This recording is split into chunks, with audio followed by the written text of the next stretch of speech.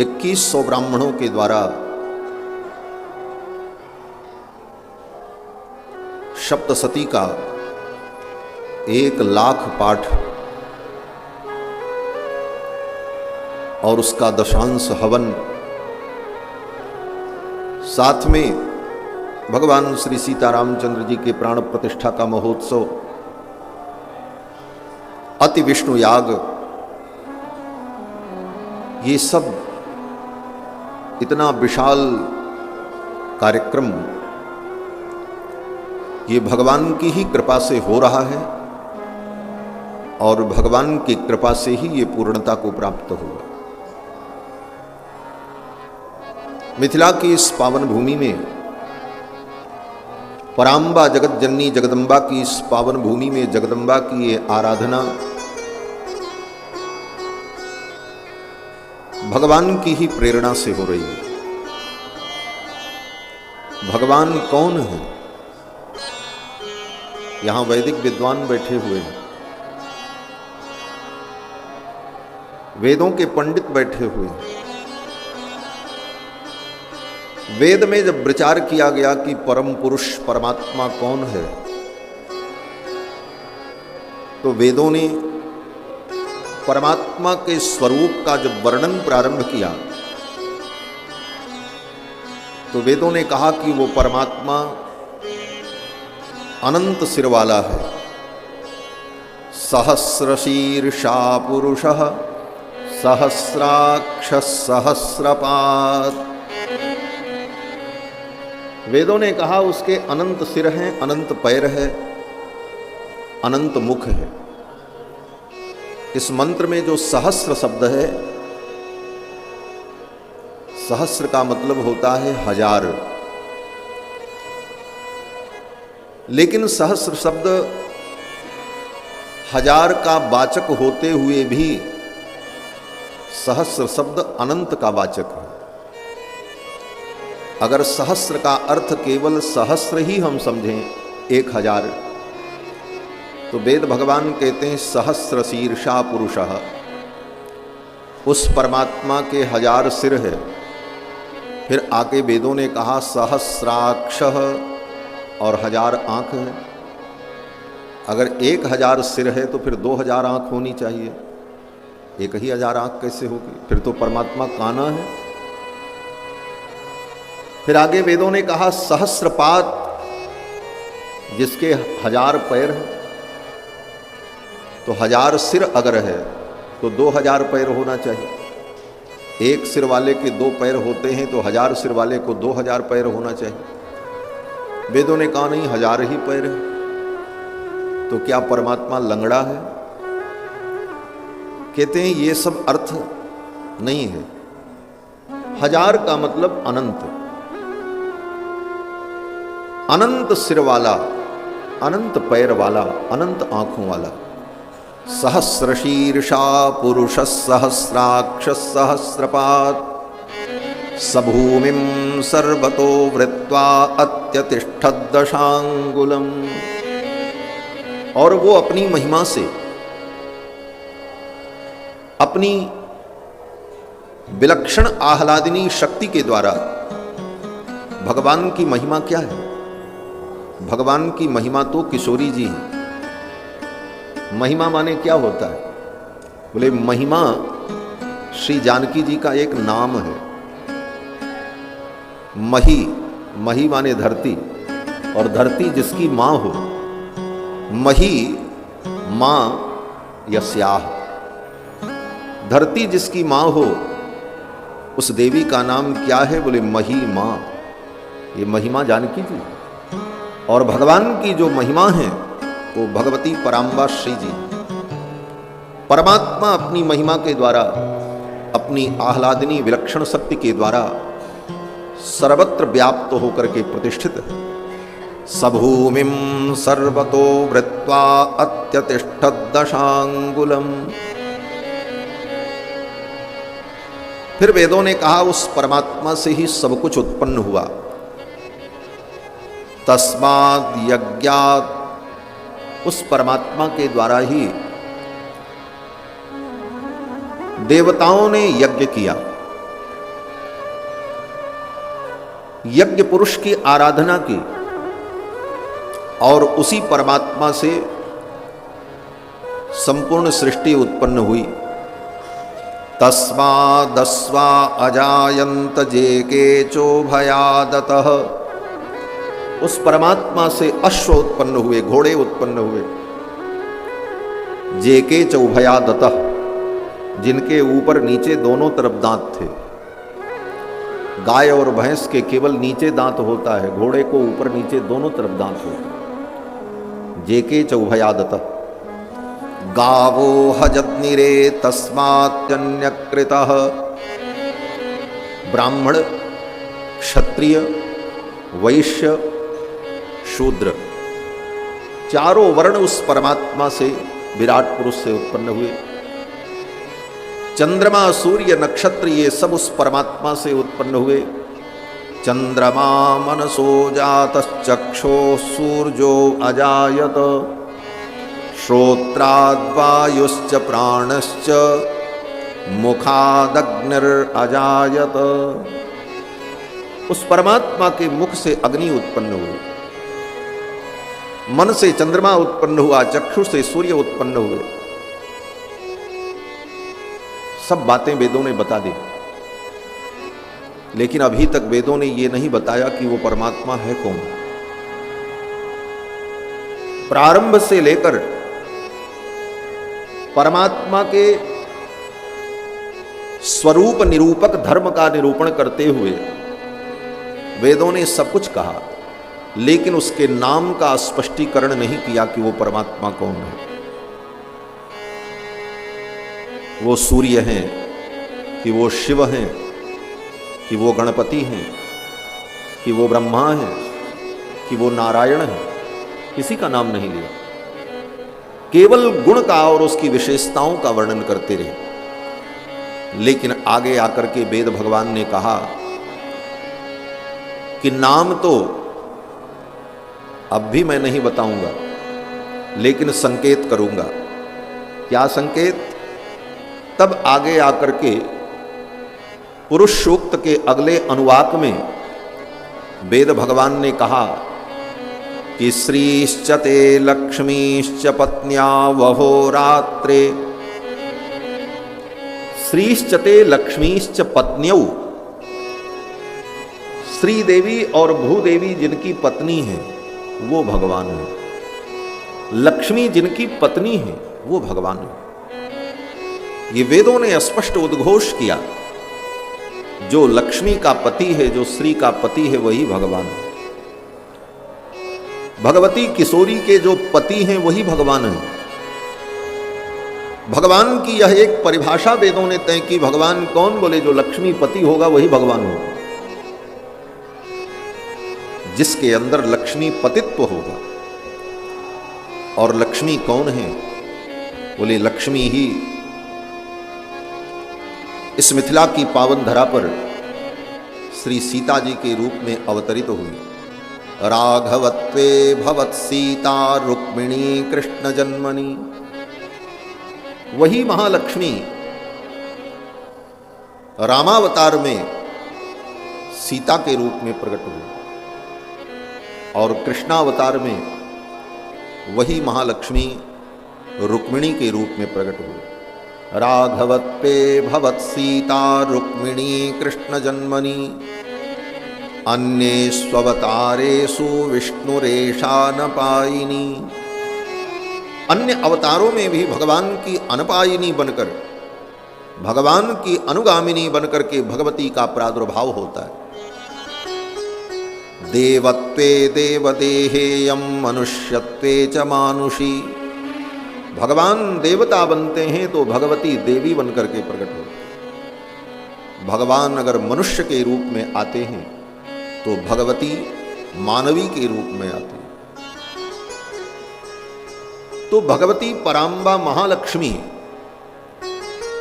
जिनके पति भगवान हैं, वेदों ने कहा लक्ष्मीश्च पत्न्यौ, श्रीश्च ते लक्ष्मीश्च पत्न्यौ। जो श्री के लक्ष्मी के पति हैं वे भगवान हैं, और वो लक्ष्मी भगवती मिथिला की पावन भूमि में जानकी के रूप में अवतरित हुई। और वो भगवती महालक्ष्मी ही पराम्बा है, जगत जननी है। सर्वस्याद्या महालक्ष्मी त्रिगुणा परमेश्वरी। उन भगवती महालक्ष्मी की परमाराधना यज्ञ के द्वारा हो रही है, पराम्बा की आराधना हो रही है यज्ञ के द्वारा। और उन्हीं पराम्बा का ये चरित्र रामायण है। कल के संक्षिप्त उद्बोधन में मैंने निवेदन किया था, ये रामायण सीता जी का पावन चरित्र है, जगदम्बा का चरित्र है। महर्षि वाल्मीकि कहते हैं कि कृत्स्नम रामायणम काव्यम सीतायाश्चरितम महत। ये संपूर्ण रामायण काव्य सीता जी का महान चरित्र है, ये सीता जी की महिमा है, सीता जी का पावन चरित्र है। राम जी जानकी जी के पति हैं, इसलिए उनका भी वर्णन रामायण में होता है। वस्तुतः ये रामायण श्री जानकी जी का महान चरित्र है। आपके मन में संदेह होगा कि अगर ये सीता जी का चरित्र है तो इसका नाम रामायण क्यों है? इसका नाम सीतायन होना चाहिए था। रामायण क्यों रखा महर्षि वाल्मीकि ने नाम? तो कहते हैं रामायण नाम इसलिए रखा, रामायण का अर्थ होता है रामस्य अयनम रामायणम। जो राम जी का घर है उसका नाम रामायण है। राम जी कहाँ रहते हैं? बोले राम जी इसी रामायण में है। जिस किसी ने भी राम को जाना, जिस किसी ने राम को समझा, जिस किसी ने राम को पाया, जिस किसी ने राम को पहचाना, तो कैसे जाना, कैसे पहचाना, कैसे पाया? कहीं राम जी बैठे हैं कि जाकर के आप मिल लोगे? यद्यपि भगवान कण कण में विद्यमान है। अंतर्वहिश्च तत्सर्वं व्याप्य नारायण स्थितः। अंदर बाहर सर्वत्र व्याप्त होकर के परमात्मा अवस्थित है। सी राम में सब जग जानी। परंतु अनुभव कहां होगा राम जी का? राम जी को हम जानेंगे कैसे? राम जी दिखेंगे कैसे? बोले राम जी को जानने के लिए, राम जी को देखने के लिए, राम जी को पाने के लिए रामायण के आश्रय में आना होगा, क्योंकि ये राम जी का घर है। राम जी इसी घर में मिले। आज तक जिस किसी को भी राम जी मिले, जिस किसी ने पाया, रामायण के माध्यम से ही पाया। आज से 9 लाख वर्ष पूर्व भगवान श्री राम का अवतार इस धरती पर हुआ, और राम जी की लीला पूर्ण हो जाने के बाद आज तक 9 लाख वर्षों में जिन जिन लोगों ने राम जी को पाया, समझा, सुना, अनुभव किया, किस माध्यम से? राम जी तो निधाम चले गए, फिर जाना कैसे, समझा कैसे? बोले रामायण के माध्यम से। लाखों वर्षों से ये रामायण ही राम जी का अनुभव करा रही है। रामायण के माध्यम से ही हम राम जी को जान पाते हैं, राम जी की महिमा को समझते हैं, उनके चरणों में भक्ति करते हैं और श्री राम जी को प्राप्त करते हैं। तो ये रामायण राम जी का अयन है। रामस्य अयनम रामायणम, जो राम जी का घर है। और ये सीता जी का चरित्र है। यह भी अर्थ रामायण शब्द से ही निकलता है। कैसे? बोले रमा का जो चरित्र है, रमा माने श्री जानकी जी, रमा के पति हैं, इसीलिए भगवान का नाम राम है। आज भी हम लोग जय बोलते हैं तो यही तो कहते हैं, रमापति रामचंद्र की जय जय। तो रमायाः चरितम, रमा का जो चरित्र है वो क्या है? बोले रामम, उसका नाम है राम। व्याकरण से रमायाः चरितम रामम, रमा के चरित्र का जो समूह है उसका नाम है राम। रामम अर्थात सीतायाः चरितम,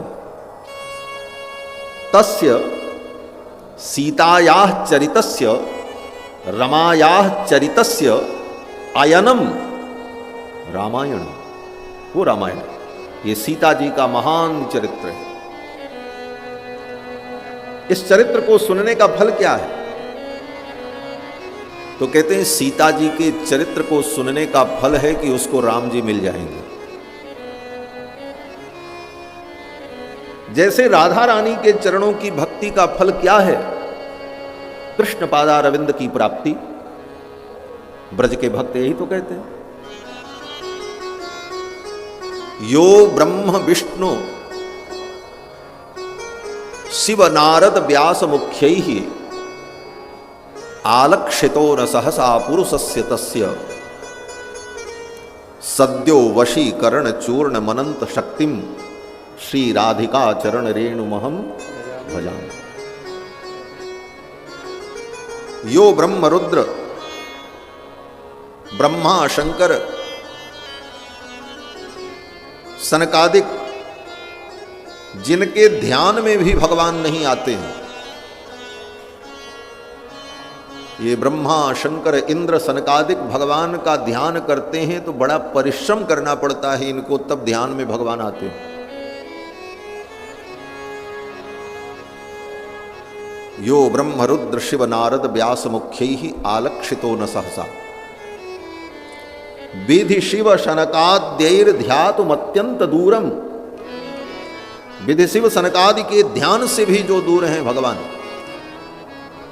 बोले ऐसे भगवान को कोई कैसे पा सकता है? कहते हां एक चूर्ण है। क्या चूर्ण है? बोले एक चूर्ण ऐसा है जिसमें वशीकरण की शक्ति है। वो चूर्ण अगर मिल जाए और उस चूर्ण को अपने सिर पर डाल लो तो भगवान गोविंद तुम्हारे वश में हो जाए। वो चूर्ण क्या है? तो ब्रज भक्त कहते हैं, कन्हैया के भक्त कहते हैं कि श्री राधिका चरण रेणुमहम भजामि। राधा रानी के चरणारविंद की जो रज है, वो रज क्या है? बोले सद्यो वशीकरण चूर्ण मनंत शक्तिम। उस चूर्ण में राधा रानी के पद कमल के रज में वो अनंत शक्ति है कि वो भगवान को भी वश में कर लेती। उसी प्रकार श्री किशोरी जी का जो चरित्र है, श्री जानकी जी का जो चरित्र है, इस चरित्र का श्रवण का जो फल है वो क्या है? बोले रघुनंदन वश में हो जाते हैं। सीता सतनाम सुधा हर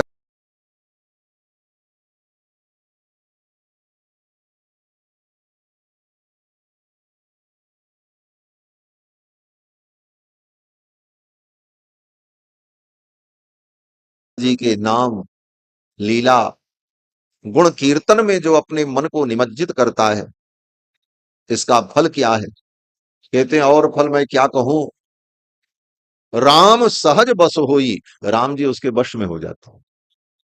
इसीलिए रामायण जो जानकी जी का महान चरित्र है, इस चरित्र को श्रवण करने से, रामायण के श्रवण से राम जी प्राप्त हो जाते। रामः अय्यते प्राप्यते अनेन तत् रामायणम। जिसके द्वारा राम जी की प्राप्ति हो जाए उस ग्रंथ का नाम रामायण। रामः अय्यते प्राप्यते तत् रामायणम, वो रामायण महाकाव्य है। विश्व का प्रथम काव्य है रामायण। श्रीमद् वाल्मीकि रामायण, महर्षि वाल्मीकि की जो रचना है, 24,000 श्लोकों में ये ग्रंथ निबद्ध है। भागवत में तो 18,000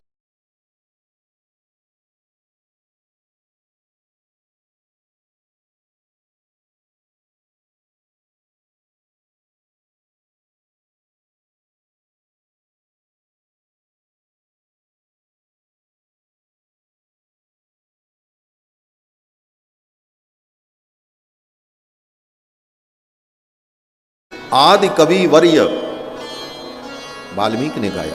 व्यास आदि कवि वर्ज बखानी, काग भुसुंड गरुण के ही की, आरत श्री रामायण जी की। आदि कवि महर्षि वाल्मीकि, जिन्होंने रामायण की रचना की और इसी रामायण को पढ़कर श्री वेदव्यास जी महाराज के अंदर वो सामर्थ्य आया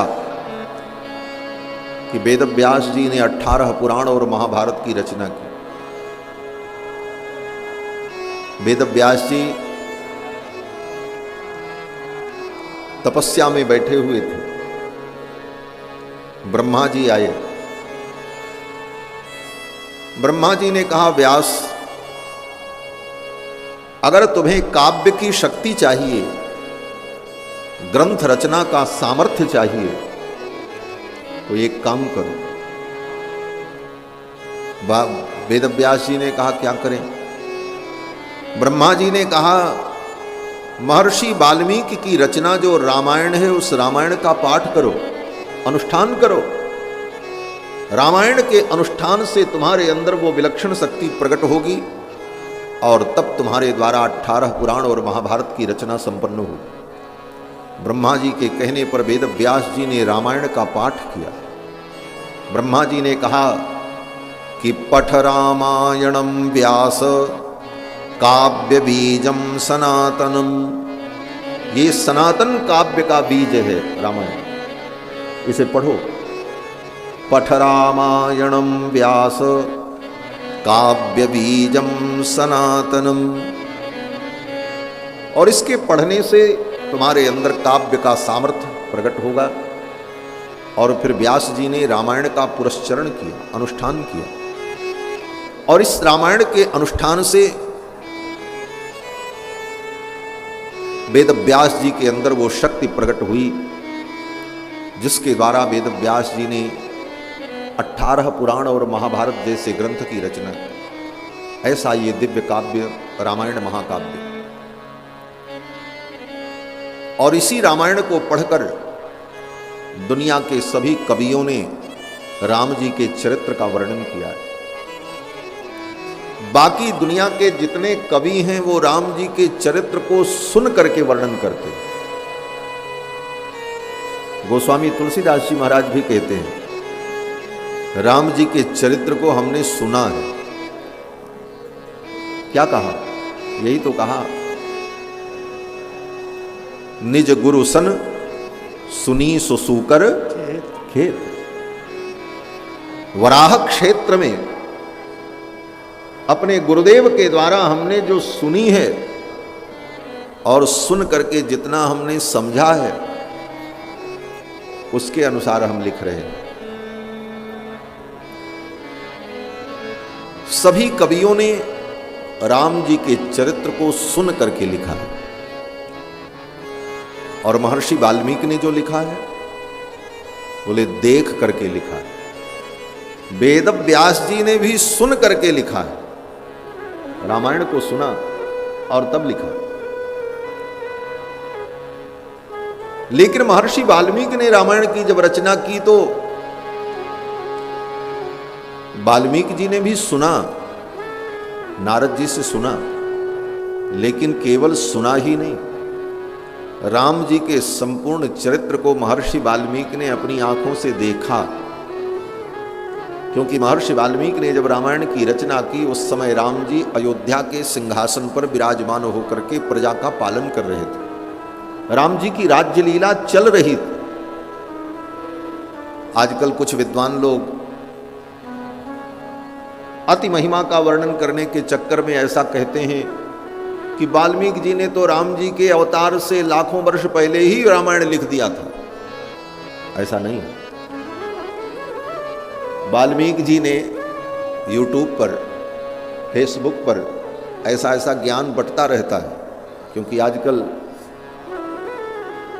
फेसबुकिया ज्ञान के पंडित ज़्यादा होते हैं, शास्त्र के पंडित कम, फेसबुक से ज्ञान ग्रहण करने वाले पंडित ज़्यादा होते हैं, लेकिन वो प्रामाणिक ज्ञान नहीं होता।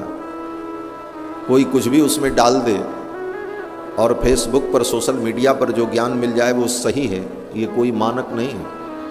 वहाँ गलत बातें भी डाली जाती हैं, भ्रम भी फैलाया जाता है,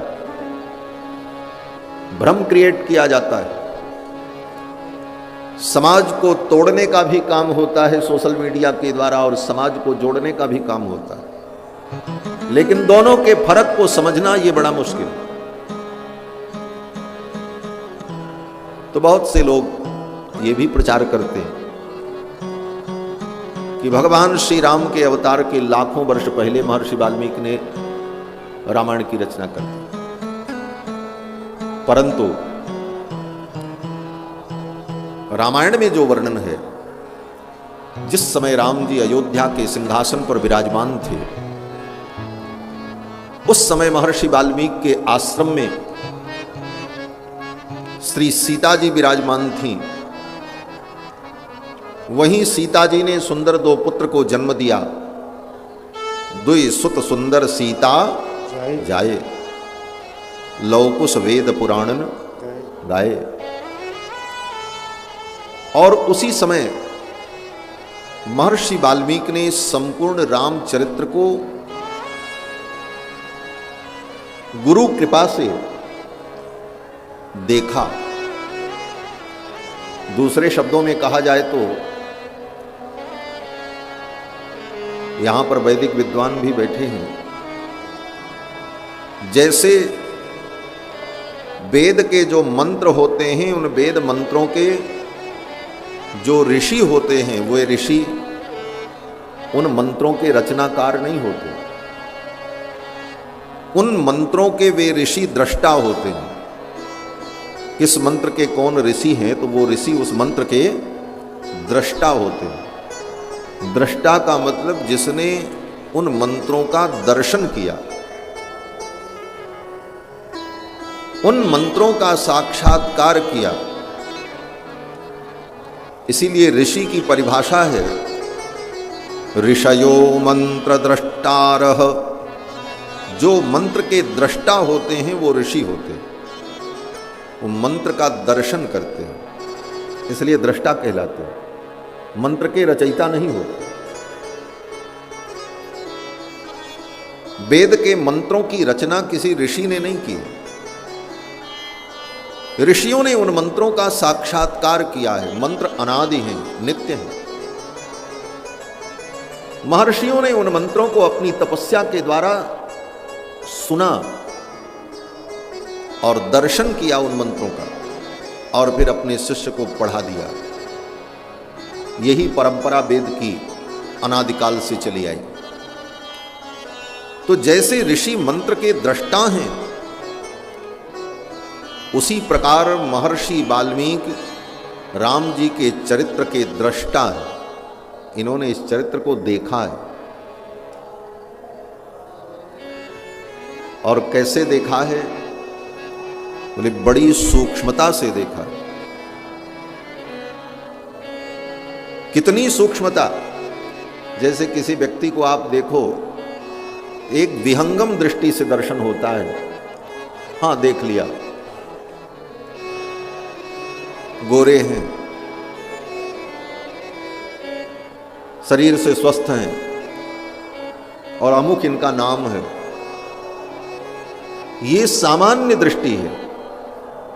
और उसकी समस्त विशेषताओं के साथ उसे देखना, वो मुस्कुराते कैसे हैं, वो बोलते कैसे हैं, वो चलते कैसे हैं, वो बैठते कैसे हैं,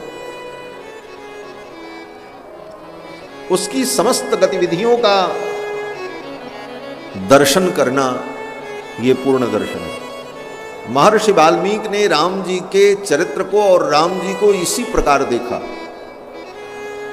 हसितम भासितम चैव गतिर्यावच्च चेष्टितम हसितम भासितम चैव, भगवान हंसते कैसे हैं, भगवान बोलते कैसे हैं। गतिर्यावच्च चेष्टितम, राम जी चलते कैसे हैं, उनकी चेष्टा कैसी है। तत्सर्वं धर्म वीर्येण यथावत् संप्रपश्यति, धर्म के प्रभाव से, तप के प्रभाव से, साधना के बल से महर्षि वाल्मीकि ने राम जी के संपूर्ण चरित्र को अपनी आंखों से देखा और देख करके इसे लिपिबद्ध किया। इसी का नाम रामायण है। मैं निवेदन कर रहा था कि बाकी कवियों ने राम जी के चरित्र को सुन करके लिखा और वाल्मीकि जी ने देख करके लिखा, यह अंतर। और महर्षि वाल्मीकि ने लिख करके इस चरित्र को कुश और लव को पढ़ाया और कुश और लव ने इस चरित्र को पढ़कर राम जी के दरबार में इसे गा करके सुनाया। इस कथा की दूसरी विशेषता यह है कि इस कथा को स्वयं राम जी ने सुना है।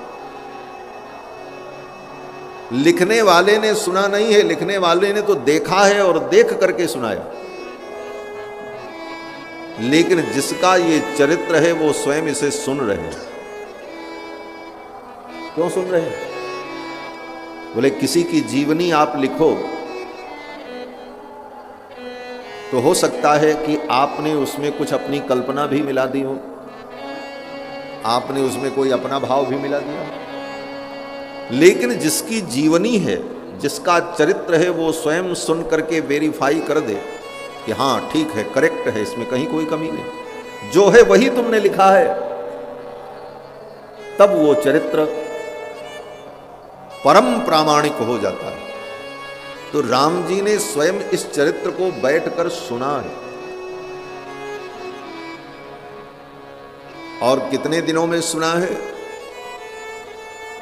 25 दिनों में। हम लोग तो 9 दिन भी नहीं सुन पाते। 9 दिन की कथा सुननी हो उसी में थक जाते हैं। और 9 दिन में भी 2 घंटे 3 घंटे सुनना हो, उसमें भी मन नहीं लगता। बीच बीच में मोबाइल चलाना मजबूरी हो जा रही है, मैं देख रहा हूं यहीं से। उसमें भी 4 बार हाथ पैर बदलना है और मन न लगा तो धीरे से उठ के चले भी जाना है, कौन रोके। और स्वयं भगवान श्री राम अपने परिवार के सहित तीनों माताएं, मां कौशल्या, मां केकई, मां सुमित्रा,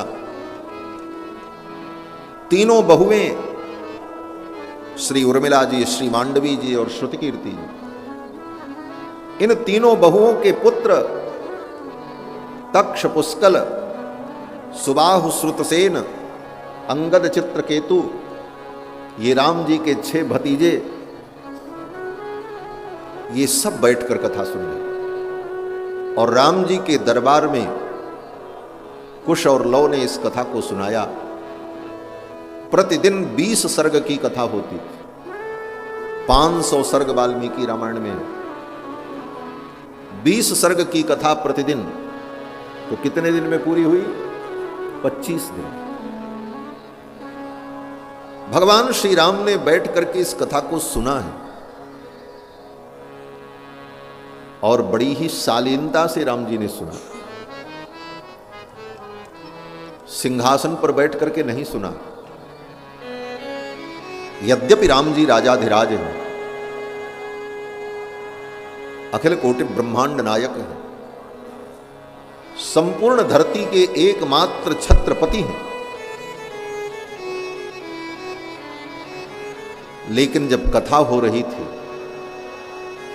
तो राम जी अपना सिंहासन छोड़कर, सिंहासन से उतरकर सामान्य श्रोताओं के समान, सामान्य श्रोताओं के बीच में जाकर बैठकर राम जी ने इस कथा को सुना। आज लोग बड़े बड़े सम्मानित व्यक्ति कथा में आते हैं तो सोचते हैं कि हमको बड़ा ऊंचा आसन दिया जाए, हम कथा में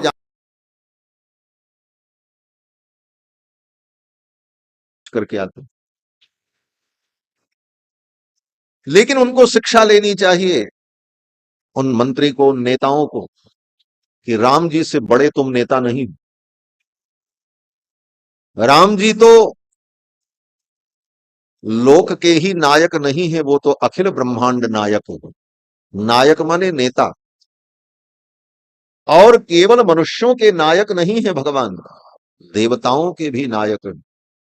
जय जय सुर नायक जन सुखदायक प्रणत पाल भगवंत। वे भगवान जब कथा सुनने बैठे तो सचापि राम परिषदगत सनैहि, राम जी अपना सिंहासन छोड़कर उतरकर परिषद में चले गए, श्रोताओं के बीच में जाकर के बैठ गए। सचापि राम परिषदगत सनैहि बुभूषया सक्त मना बभूव, और दत्त चित्त होकर राम जी इस कथा को श्रवण करने। सुनाने वाले ने इस कथा को देखा, और जिसकी ये कथा है वो इसको बैठ करके सुना। ये विशेष। अब एक बात विद्वानों की मति में बड़ी बड़ी शंकाएं उपस्थित हो जाती। किसी विद्वान के मन में यह शंका उत्पन्न हुई कि राम जी तो सर्वोत्तम नायक हैं, और सर्वोत्तम नायक का लक्षण होता है कि जो अपनी प्रशंसा न सुने, वो सर्वोत्तम नायक। जिसको अपनी प्रशंसा प्रिय लगती हो वो उत्तम नायक नहीं होता। साहित्य शास्त्र में कहते हैं धीरोदात्त अविकथन। धीरोदात्त नायक वो होता है जो अविकथन हो, अपने चरित्र को, अपनी महिमा को जो न सुने। और यही शिष्टाचार भी है, अपनी प्रशंसा नहीं सुननी चाहिए। और जो अपनी प्रशंसा सुनने में अपने कान को लगाए रखता है वो व्यक्ति चापलूस लोगों से घिरा रहता है, क्योंकि चापलूस लोग उसकी चापलूसी करते रहते। राम जी तो धीरोदात्त नायक हैं, वो अपना चरित्र स्वयं बैठ करके सुन रहे हैं। तो महर्षि वाल्मीकि ने इसका उत्तर दिया, पहले ही उत्तर दे दिया। क्या? बोले ये राम जी का चरित्र ही नहीं है, ये तो किशोरी जी का चरित्र है। कृत्सम रामायणम काव्यम सीतायाश्चरितम महत, ये सीता जी का महान चरित्र है, इसलिए राम जी बैठ करके इस चरित्र को सुनते। ये रामायण की विशेषता। ऐसा रामायण महाकाव्य जिसकी कथा हम लोग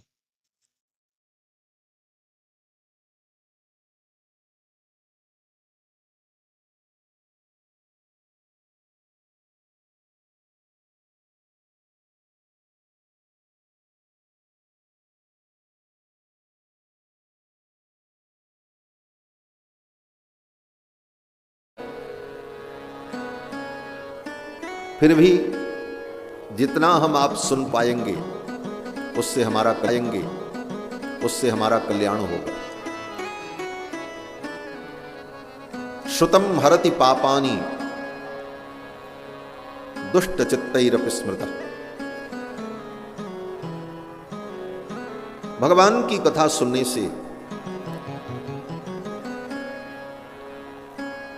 हमारे पाप नष्ट होते हैं, हमारा अंतःकरण शुद्ध होता है, और फिर भगवान का ये चरित्र, इस चरित्र के रूप में ही भगवान हमारे हृदय में विराजमान है। किसी विद्वान ने कहा दोनों बातें कैसे हैं?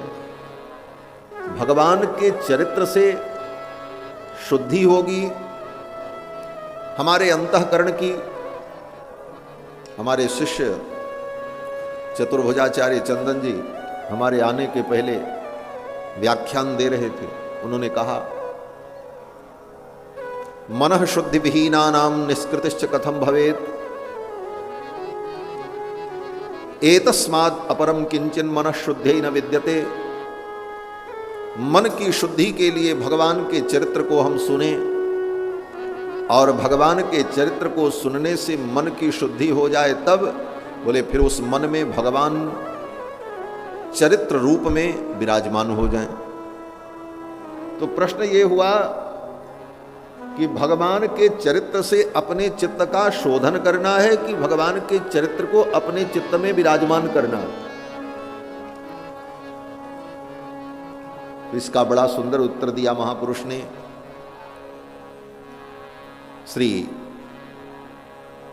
वृंदावन धाम के महान विद्वान श्री अतुल कृष्ण गोस्वामी पाद कहते थे कि जैसे घड़े में पानी को भरने के पहले उसी पानी से घड़े को धोया जाता है और फिर पानी उसमें भरा जाता है, वही पानी उस घड़े के शुद्धि का भी कारण होता है, और घड़ा शुद्ध हो जाए तो वही पानी उसमें रखा जाता है। जिस प्रकार जल के द्वारा घट की शुद्धि होती है और फिर उस घट में उसी जल की प्रतिष्ठा होती है, उसी प्रकार भगवान के नाम से, भगवान की कथा से, भगवान के चरित्र से इस घट की शुद्धि होती। ये घट ही तो है। घट घट साईं रमि रहा, इसीलिए शरीर को घट कहा जाता है। इस घट की शुद्धि भगवान के चरित्र रूपी निर्मल जल से होगी, और फिर जब ये घट शुद्ध हो जाए तो इसमें भरना क्या है? बोले भगवान के चरित्र को ही इसको भरना। भगवान के चरित्र से, भगवान के चिंतन से, उनके नाम से इस घट को परिपूरित करना है। लेकिन घड़ा भरने के पहले इसे धुलना भी। धुलेंगे कैसे? बोले इसी कथा से ही ये चित्त धुलेगा। इसीलिए वेदव्यास जी कहते हैं कि एतस्माद् अपरम किंचिन मन शुद्ध्यै न विद्यते। मन की शुद्धि के लिए भगवान के चरित्र के अतिरिक्त दूसरा कोई साधन नहीं जिससे हमारा मन शुद्ध हो। इसलिए बार बार भगवान के पावन चरित्र को सुनना चाहिए। भगवान श्री राम सारे जगत के आश्रय हैं। श्री राम शरणम समस्त जगताम, समस्त जगत के एकमात्र शरण रक्षक भगवान श्री राम हैं। श्री राम शरणम समस्त जगताम, एक साधारण चींटी के भी रक्षक भगवान हैं, और चारों वेदों के ज्ञान से संपन्न ब्रह्मा के भी रक्षक भगवान ही। आप विचार करो, एक चींटी भी इस धरती पर जिंदा रहती है,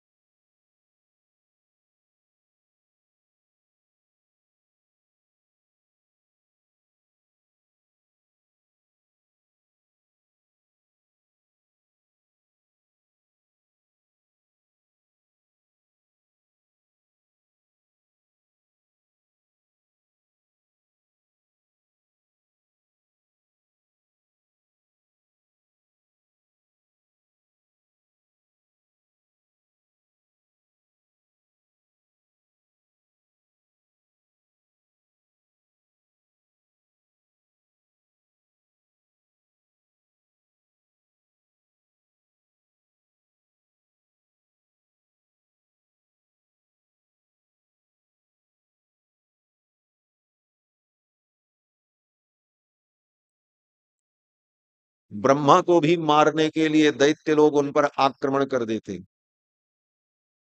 ब्रह्मा जी का चारों वेद चुरा करके दैत्य लोग लेकर के चले गए। ब्रह्मा जी अपने वेद की रक्षा नहीं कर पाए। वेदापहार गुरुपातक दैत्य पीड़ा द्यापत विमोचन महिष्ठ फल प्रदानैः। ब्रह्मा जी के वेद को चुरा करके असुर लेकर के चला गया, किसने रक्षा की? बोले भगवान।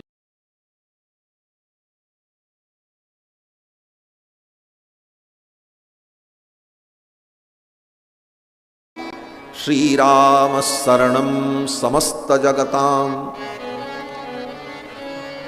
रामम बिना का गति। राम जी के बिना दूसरी कोई गति नहीं है। राम जी को छोड़ करके कहीं इधर उधर गए तो तुम्हारी दुर्गति तय है। गति तो राम जी के चरणों में है। और तब तक जीव की दुर्गति है जब तक वो राम जी की शरण में नहीं आया। जिस दिन राम जी की शरण में आ जाए तो फिर दुर्गति नहीं है, फिर तो उसकी शरणागति है, तो शरणागत होगा। रामम बिना का गति, रामेण प्रतिहन्यते कलिमलम। राम जी की शरण में अगर आ गए तो तुम्हारे जीवन का जो कलिमल है, जो दोष है, जो कमियां हैं, वो दूर हो जाएंगी। कौन दूर करेगा? बोले तुम्हारे प्रयास से दूर नहीं होगा, राम जी की कृपा से दूर हो। अगर कोई व्यक्ति अपनी कमियों को स्वयं दूर कर पाता, विचार करना, अगर व्यक्ति अपने प्रयास से अपनी कमियों को दूर कर ले तो इस दुनिया में कोई भी व्यक्ति अज्ञानी न होता, अल्पज्ञ न होता, कर्महीन न होता, आचरणहीन न होता। क्यों? बोले कौन व्यक्ति नहीं चाहता है कि हम परम ज्ञानी हो जाएं? हर व्यक्ति चाहता है। कौन व्यक्ति चाहता है कि मैं अपमानित जीवन व्यतीत करूं? कौन व्यक्ति चाहता है कि मैं दुष्चरित्र और पापी रहूं? कौन चाहता है कि मैं निंदनीय रहूं? हर व्यक्ति चाहता है मैं निंदनीय न रहूं, मैं प्रशंसनीय रहूं। और सब कुछ जानते हुए भी अपने उन दुर्गुणों को व्यक्ति त्याग नहीं पाता, उसके दुर्गुण उसका पीछा नहीं छोड़ते। क्यों? बोले राम जी की कृपा नहीं हुई इसलिए। जब राम जी की कृपा होगी तभी तुम्हारे जीवन की अपूर्णता समाप्त होगी, तभी जीवन की कमियां दूर होंगी, तभी सारे दोष दूर होंगे। तुम्हारे अपने प्रयास से कुछ होने वाला नहीं। इसीलिए वेद व्यास जी कहते हैं रामेण प्रतिहन्यते कलिमलम। राम जी कृपा कर दें तो अज्ञान दूर हो जाए, राम जी कृपा कर दें तुम्हारे जीवन का सारा पाप नष्ट हो जाए। तुम चाहे जितना पुण्य करते रहो, तुम्हारे पुण्य से तुम्हारे पाप नष्ट होने वाले नहीं। हां, 2-4 पाप नष्ट हो जाएंगे, लेकिन संपूर्ण पाप, अखिल अघ, जन्म जन्मांतर के सारे पाप, ताप, संताप तभी समाप्त होगा जब भगवान की कृपा होगी। और वो एक क्षण में हो जाएगा। अनंत जन्मों से प्रयास करके भी जो काम तुम न कर सके, तुम्हारे प्रयास से न हुआ, वो राम जी की कृपा से एक क्षण में हो जाएगा। अनंत अनंत जन्म के तुम्हारे पाप एक क्षण में राम जी की कृपा से नष्ट हो जाएंगे। यही तो भगवान ने कहा कि सन्मुख होई जीव मोहि जबहि, जन्म कोटि अघना सही तबहि। जब जीव मेरे सम्मुख आएगा तो मेरी कृपा से उसके अनंत अनंत जन्मों के अघ और पाप नष्ट होंगे। ये चौपाई केवल राम जी की महिमा और करुणा का बखान नहीं करती, ये जीव के अस्तित्व और जीव के कर्तृत्व की असमर्थता का भी निरूपण करती है। क्या? बोले तुम असमर्थ हो, आज तक तुम अपने पाप से, अपने प्रयासों से तुम मुक्त न हो पाए, और जब आज तक तुम अपने पापों से स्वयं प्रयास करके मुक्त नहीं हो पाए, तो आगे इन पापों से तुम मुक्त हो पाओगे इसकी भी कोई गारंटी नहीं। ऐसी स्थिति में भगवान की कृपा ही एकमात्र अवलंब है इसलिए राम जी कहते हैं सन्मुख होई जीव मोहि जबहि जन्म कोटि अघनाशहि तब। यही बात भगवान श्री कृष्ण कहते हैं गीता में, मामेकं शरणं व्रज अहम त्वा सर्व पापेभ्यो मोक्षयिष्यामि मा शुचा। मैं तुमको समस्त पापों से मुक्त करूंगा। तो हमारी न्यूनता समाप्त हो, हमारे जीवन में पूर्णता का आधान हो, यह भी राम जी की कृपा से है। रामेण प्रतिहन्यते कलिमल। तो हम क्या करें, हमारे करने से तो कुछ होगा नहीं। बोले नहीं होगा, आज तक नहीं हुआ तो आगे क्या होगा। बोले तो क्या करें। वेद व्यास जी कहते हैं एक काम करो, राम जी के चरणों में तुम प्रणाम करो। राम जी के चरणों में प्रणाम करके अपना समर्पण कर दो। रामाय कार्यं नमः, रामाय कार्यं नमः। राम जी को प्रणाम करते रहो। भगवान रघुनंदन के चरणों में वंदन करो, उनके चरणों में समर्पण करो। नमस्कार का मतलब होता है समर्पण। नमः ये अव्यय है, ये अव्यय है। और इस अव्यय के योग में चतुर्थी होती है। नमः स्वस्ति स्वाहा स्वधा अलम बखट योगाश्च एभिर योगे चतुर्थी स्यात्। अन्यत्र नमस्कार क्रिया के लिए जो धातु का प्रयोग होता है नमामि, वहां पर चतुर्थी नहीं होती, वहां द्वितीया होती। नमामि रामम रघुवंशनाथ। लेकिन इस नमः अव्यय के योग से रामाय नमः, तो नमः का अर्थ क्या है।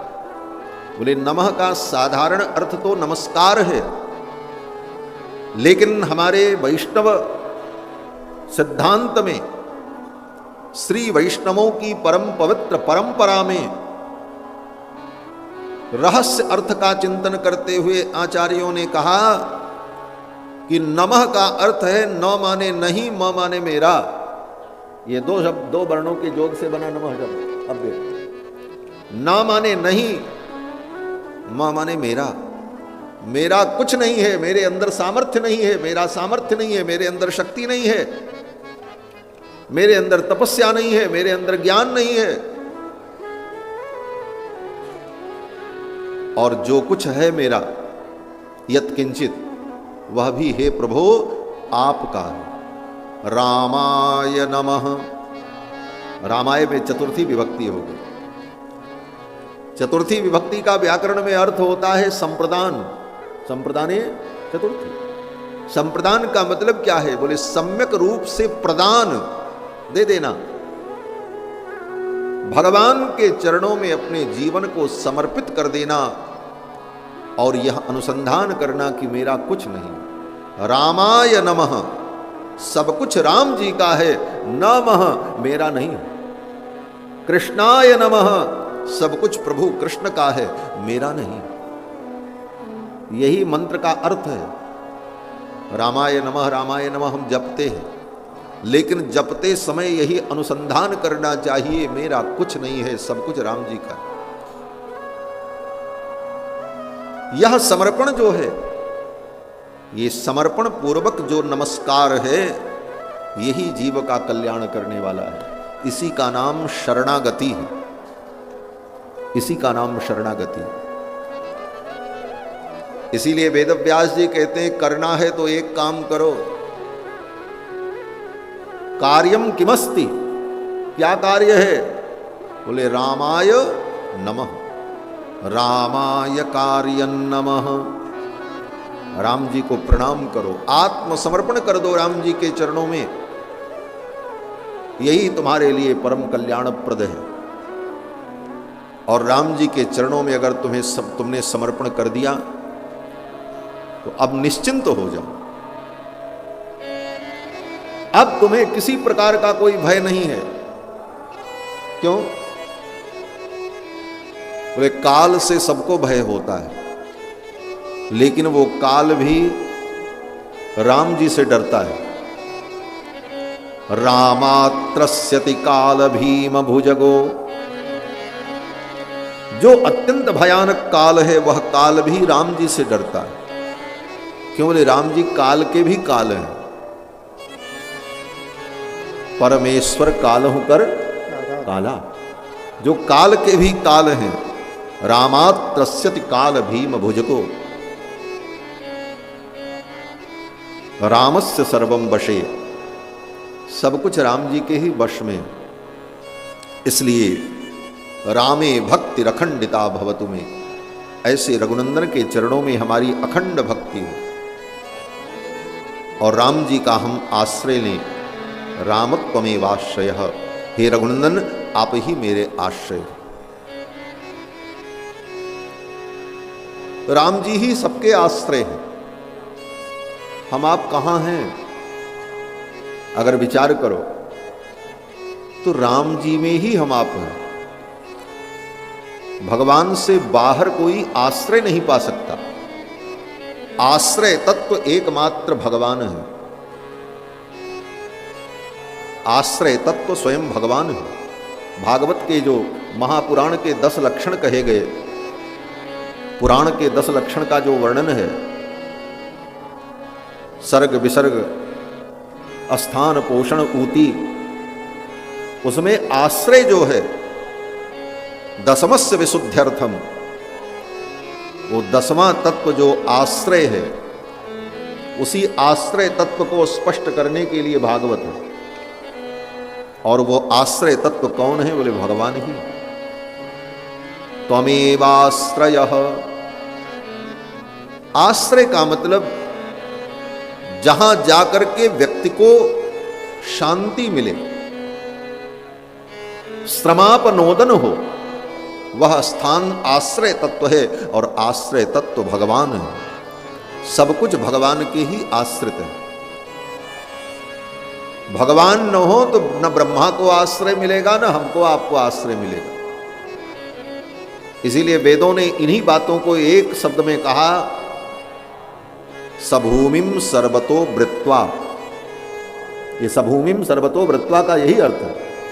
सभूमिम सर्वतो वृत्वा अत्यतिष्ठत दशांगुलम। परमात्मा ने सब कुछ को अपने अंदर आवृत करके रखा है। जैसे माँ अपने गोद में अपने बच्चे को छिपाए रखती है, एक तरफ से पेट का सहारा, एक तरफ से हाथ का सहारा, ऊपर से सिर का सहारा, चारों तरफ से उस बच्चे को सावधानी पूर्वक अपने अंक में लिए रहती है। माँ के उस अंक से वो बाहर नहीं जा सकता और वहीं वो सुरक्षित है। उसी प्रकार सभूमिम सर्वतो वृत्वा अत्यतिष्ठत दशांगुलम। वेद के उन मंत्रों में केवल वही अर्थ नहीं है।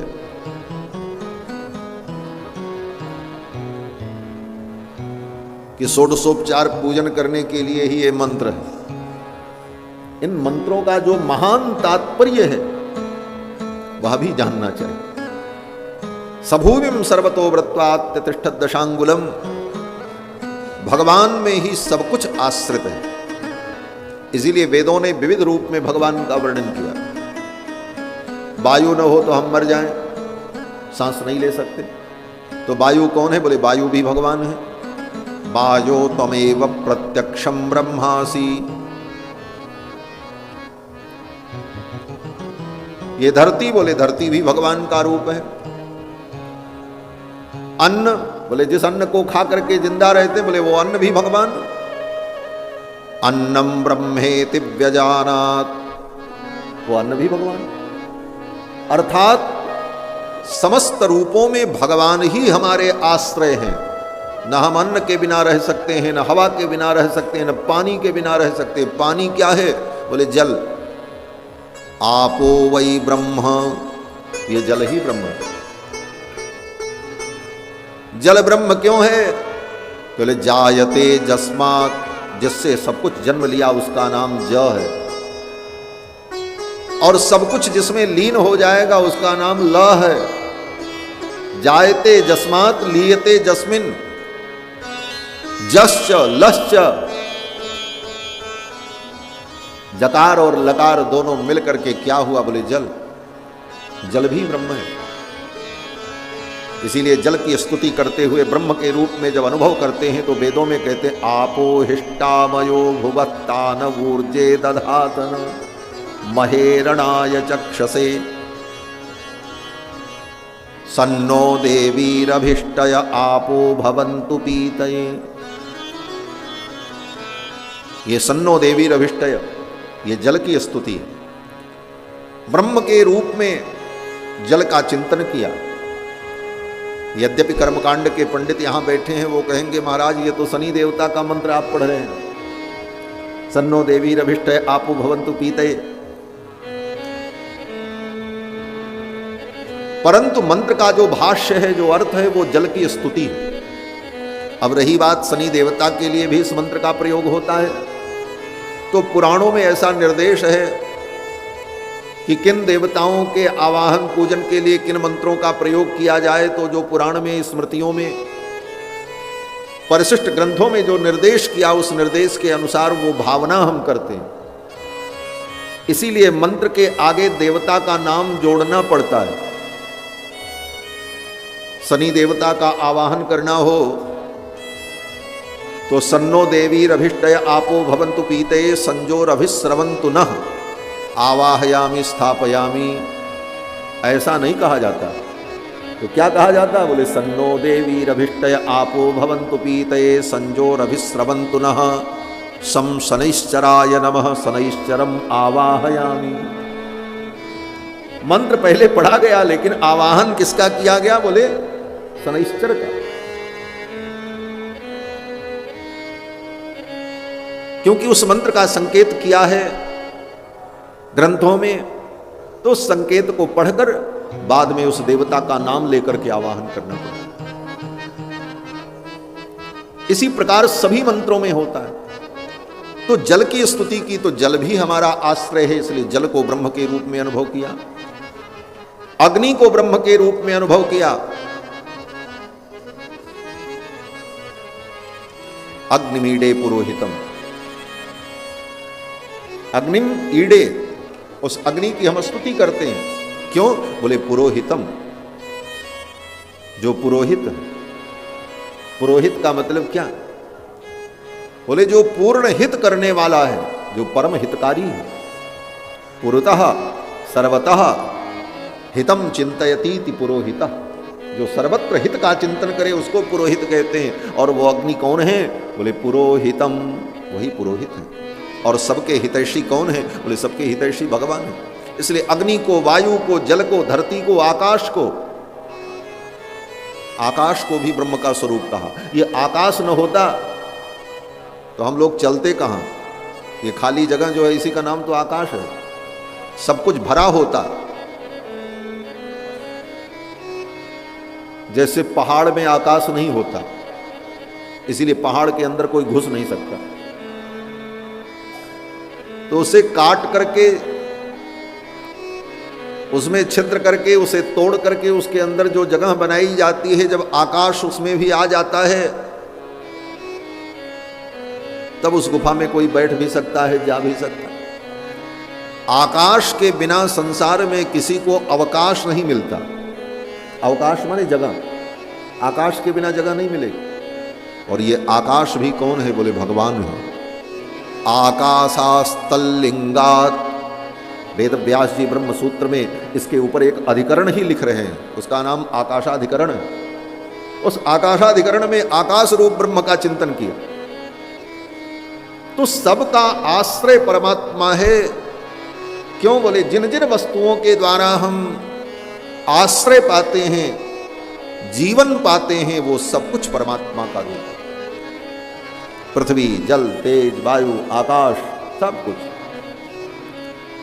इसीलिए भगवान को ही परम आश्रय कहा। रामत्वमेवाश्रयः, हे प्रभु आप ही मेरे आश्रय। ये तत्व चिंतन सनातन धर्म का है। अन्य मजहब में ऐसा तत्व चिंतन नहीं है। उनके यहां तो क्या है? बोले सातवें आसमान के ऊपर एक तख्त पर वो अल्लाह ताला बैठा हुआ है, वहीं से वो फरमान जारी करता रहता। वो कभी अपने भक्तों के बीच में नहीं आता, किसी के पास नहीं आता, वो मूर्ति में नहीं होता, वो किसी वस्तु में नहीं होता। और कहीं उसके विषय में तुमने किसी वस्तु में भावना कर ली तो तुम काफिर हो जाओगे। बताओ, ऐसा परमात्मा किस काम का? हमारे परमात्मा तो सर्वत्र है, सबके आश्रय हैं, सर्वत्र विद्यमान हैं और सर्वत्र उन्हें हम देखने की अपनी दृष्टि बनाएं। इसी भाव को गोस्वामी जी ने एक चौपाई में कहा, सिय राम मैं सब जग जानी, करहु प्रणाम जोरी जुग पानी। सिय राम मैं सब जग जानी, सिय राम मैं सब जग जानी, करहु प्रणाम जोरी जुग पानी, करहु प्रणाम जोरी जुग पानी। सिय राम मैं सब जग जानी, सिय राम मैं सब जग जानी। इस रूप में, आश्रय तत्व के रूप में परमात्मा का सर्वत्र अनुभव करना, यही राम जी की महिमा है। भगवान श्री राम जब अयोध्या के सिंहासन पर विराजमान होकर प्रजा का पालन कर रहे थे, उसी समय महर्षि वाल्मीकि अपने आश्रम में तमसा नदी के तट पर विराजमान थे। और एक दिन संध्या वंदन करके अपने नित्य कृत्य से निवृत्त होकर महर्षि वाल्मीकि अपनी कुटिया में बैठे थे। तब तक वाल्मीकि जी की कुटिया में देवर्षि नारद का आगमन हुआ। देवर्षि नारद वाल्मीकि जी की कुटी में पधारे, वीणा बजाते हुए। भगवान के परम भक्त भगवत स्वरूप देवर्षि नारद का आगमन हुआ। नारद जी ऐसे महान भक्त हैं जिनके चरित्र से, जिनके उपदेश से, जिनके प्रभाव से संपूर्ण सनातन संस्कृति आप्यायित होती है और संपूर्ण सनातन संस्कृति जिनके उपदेश से भरी पड़ी है। कहीं भी कोई कथा प्रारंभ होती है तो संयोग ऐसा कि देवर्षि नारद उसके मूल में होते हैं। भागवत की भी कथा वेद व्यास जी को नारद जी ने ही आकर के सुनाई। सरस्वती नदी के तट पर व्यास जी बैठे थे, खेद खिन्न थे। नारद जी आए।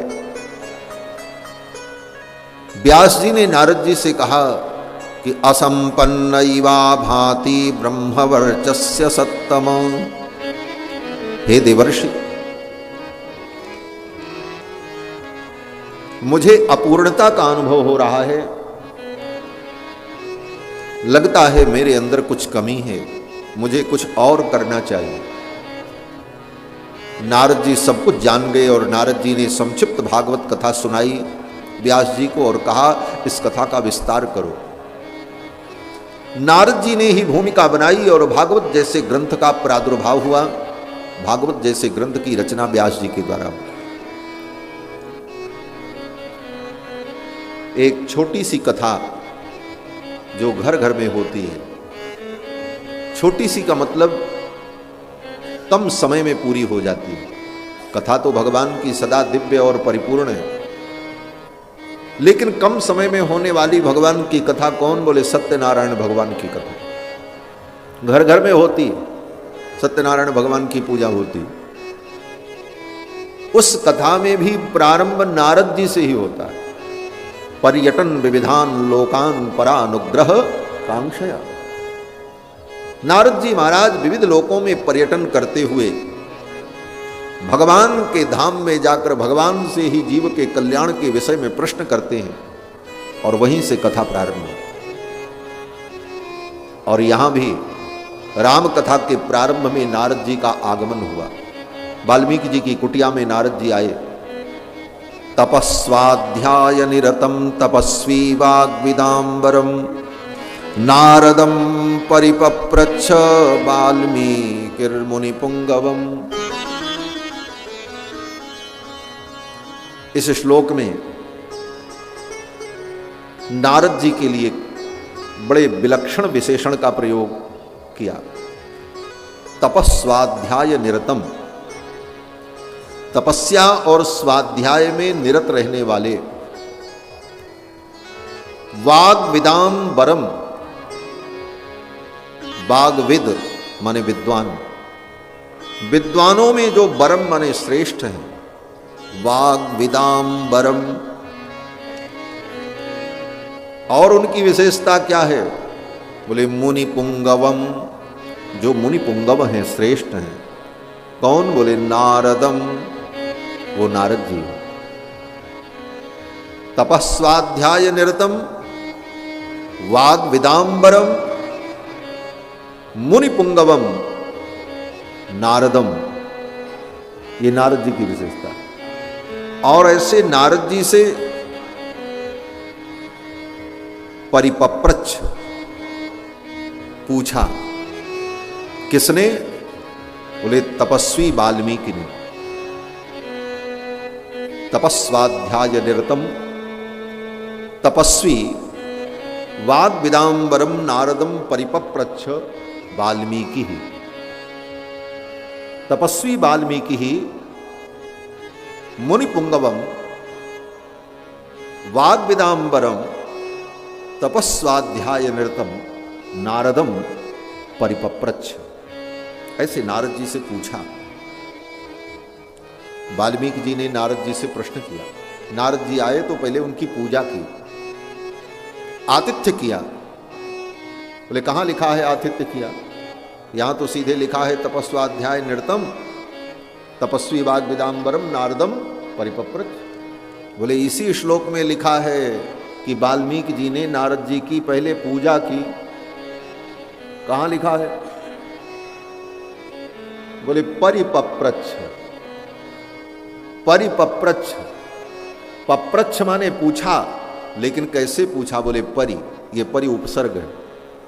उपसर्ग का अर्थ यहां पर क्या है? बोले उपसर्ग का यही अर्थ है कि महर्षि वाल्मीकि ने पहले नारद जी का समर्चन किया, पूजन किया, अर्घ्य समर्पण किया, चरणों में वंदन किया, तब पप्रच्छ, तब पूछा। ये परि उपसर्ग का इतना अर्थ है, परिपप्रच्छ।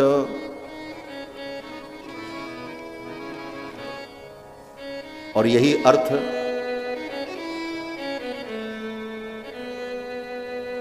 अर्थ व्याकरण में भी किया जाता है। सिद्धांत कौमुदी के मंगलाचरण में जब कहते हैं मुनित्रयम नमस्कृत्य तदुक्ति ही परिभाव्य च, वहां पर भी परि उपसर्ग का यही अर्थ करते हैं कि मुनित्रय की जो उक्तियां हैं उन उक्तियों के प्रति श्रद्धावनत होकर, उन उक्तियों में श्रद्धा और निष्ठा से युक्त होकर के उसका विचार किया। तो उपसर्ग का विभिन्न प्रकार का अर्थ ग्रहण किया जाता है। तो यहां पर यही अर्थ है परि का कि महर्षि वाल्मीकि ने नारद जी का पूजन किया, उनका समादर किया और तब उनसे राम जी के विषय में पूछा। किसी से ज्ञान प्राप्त करना हो, कथा सुननी हो, कुछ सीखना हो, तो पहले उसका पूजन करना चाहिए, उसका आदर करना चाहिए, तभी ज्ञान प्राप्त होता है। गीता में भगवान कृष्ण कहते हैं तद्विद्धि प्रणिपातेन परिप्रश्नेन सेवया। वहां भी परिशब्द जो है पूजा का अर्थ प्रदान करता है। परिप्रश्नेन सेवया, अपने आचार्य और गुरुजनों से प्रश्न करो, पूछो, लेकिन कैसे? बोले परिप्रश्नेन सेवया, पहले सेवा करके उनकी पूजा करके, उन्हें प्रसन्न करके तब उनसे प्रश्न करो, तब प्रश्न का उत्तर मिलेगा। भोजन नहीं कराया, आदर नहीं दिया, बैठने की जगह नहीं दी, बोले महाराज कथा सुनाओ। कहाँ से कथा सुनावे तुमको भाई, पहले कुछ सेवा हुआ करो तब कथा सुनो। परिप्रश्नेन सेवया, भगवान भी यही कहते हैं गीता में, तद विद्धि प्रणिपातेन परिप्रश्नेन सेवया उपदेक्षन्ति ते ज्ञानम ज्ञानिनस् तत्वदर्शिनः। तब ज्ञान का उपदेश होता है। तो महर्षि वाल्मीकि ने नारद जी का पूजन किया और पूजन करके प्रणाम किया और प्रणाम करके प्रश्न किया। क्या पूछा? वाल्मीकि जी ने ये नहीं पूछा महाराज हमको वैकुंठ मिलेगा कि नहीं मिलेगा, हमारे जीवन के दुख की निवृत्ति होगी, ये सब फालतू फंड के प्रश्न। हमें धन कहां से मिलेगा, हमें अमुक वस्तु कहां से मिलेगी, ये सब नहीं पूछा। महर्षि वाल्मीकि ने पूछा मैं राम को जानना चाहता हूं।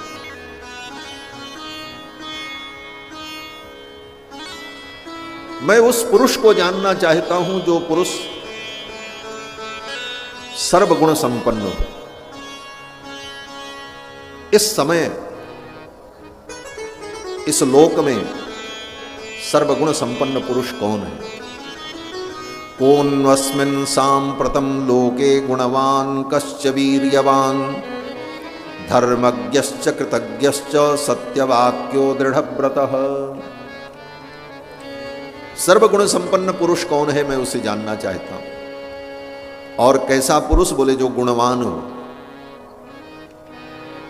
ये महर्षि वाल्मीकि नारद जी से ब्रह्म जिज्ञासा कर रहे हैं, ये ब्रह्म की जिज्ञासा हो रही है, ब्रह्म को जानने की इच्छा कर रहे हैं। लेकिन कौन से ब्रह्म को? निर्गुण निराकार ब्रह्म, निर्विशेष ब्रह्म कहते नहीं। निर्गुण निराकार निर्विशेष ब्रह्म वेदांतियों के विचार का विषय होता है। लेकिन यहां महर्षि वाल्मीकि जिस ब्रह्म के विषय में जिज्ञासा कर रहे हैं वो ब्रह्म कैसा? बोले गुणवान। वो गुणवान हो, निर्विशेष नहीं, निर्विकल्पक नहीं, कूटस्थ नहीं, अपितु गुणवान। कोन्वस्मिन् साम्प्रतं लोके गुणवान, वो गुणवान हो, वीर्यवान हो, धर्मज्ञ हो, कृतज्ञ हो, सत्यवादी हो, विद्वान हो, समर्थ हो, प्रियदर्शन हो, आत्मवान हो, जितक्रोध हो। इन सारी विशेषताओं से युक्त सविशेष ब्रह्म की जिज्ञासा की, निर्विशेष ब्रह्म की जिज्ञासा नहीं। सविशेष ब्रह्म को जानने की इच्छा की। बोले इसमें कहीं ब्रह्म शब्द तो नहीं आया? कहीं आया हो तो बताओ। तो इसको आप ब्रह्म जिज्ञासा कैसे कह सकते हैं कि वाल्मीकि जी ने नारद जी से ब्रह्म जिज्ञासा की? ब्रह्म शब्द तो कहीं नहीं आया।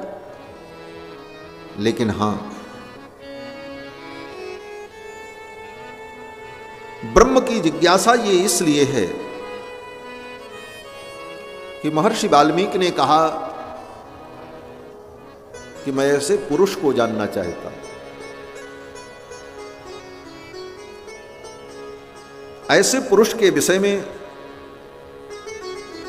आप ही कृपा करके हमें बता सकते हैं। महर्षे त्वं समर्थोसि ज्ञातुमेवं विधम नरम। मैं ऐसे नर को, ऐसे पुरुष को जानना चाहता। यहां नरम का मतलब क्या? नरम तो हम आप भी हैं, नर हैं। लेकिन जब नर शब्द भगवान के लिए प्रयुक्त होता है, क्योंकि भगवान का भी एक नाम नर है और नर रूप में भगवान का अवतार भी हुआ है, नर नारायण अवतार। नर न रीयते क्षीयते इति नरः, जो अविनाशी है, जिसका कभी क्षरण नहीं होता, वो कौन है? बोले नर है, भगवान है। नर माने भगवान।